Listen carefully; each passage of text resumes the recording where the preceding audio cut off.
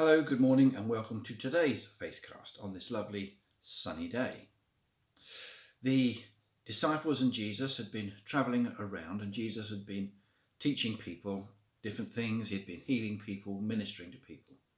And he wanted a break from that, I guess, at times. He said, let's go over to the other side of the lake. This was all around the lake of the Sea of Galilee in northern Israel, as we would call it now. And so they got onto a boat and went out onto the lake. It'd been a tiring day, I suspect, because Jesus fell asleep in the boat. Mark's Gospel, chapter 4, verse 37. A furious squall came up, and the waves broke over the boat, so that it was nearly swamped. Jesus was in the stern, sleeping on a cushion. The disciples woke him and said to him, "Teacher, don't you care if we drown?" Dun, dun, dun. What happens next?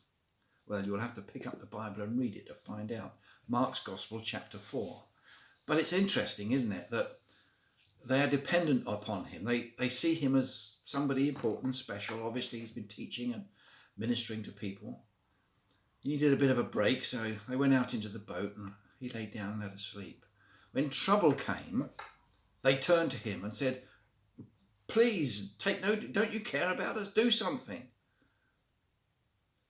Oh, it's interesting, isn't it, that they were the fishermen, that they were the people who lived around that area, who lived on and around the Sea of Galilee.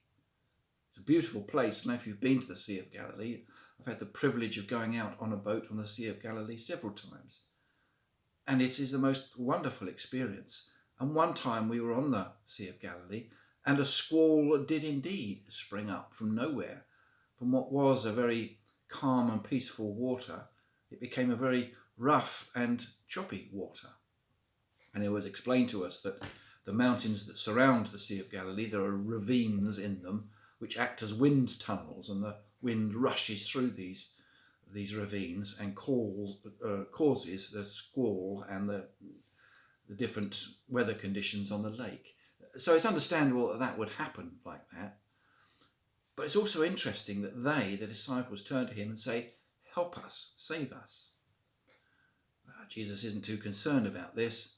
He's sitting there sleeping in the boat and all these things are happening around him. But he's going to be the one who uses this experience to teach them something else about loyalty, about fear and doubt, about belief and trust and faith, and all these things that he's been teaching them. Here comes an example of just the sort of thing. You're in trouble. To whom do you turn? Something unusual has happened. Where do you look for answers? How do you overcome the problems that life throws at you? We've got to look to someone or to something to help us. We might look to politics. That'll help us solve the problem. We might look to science. That will answer the questions for us. We've got an experience of that at the moment, haven't we? The coronavirus pandemic. Politicians are in charge of making sure everybody's okay and looked after. They turn to science for the answers to these things, and science provides answers for them and for us.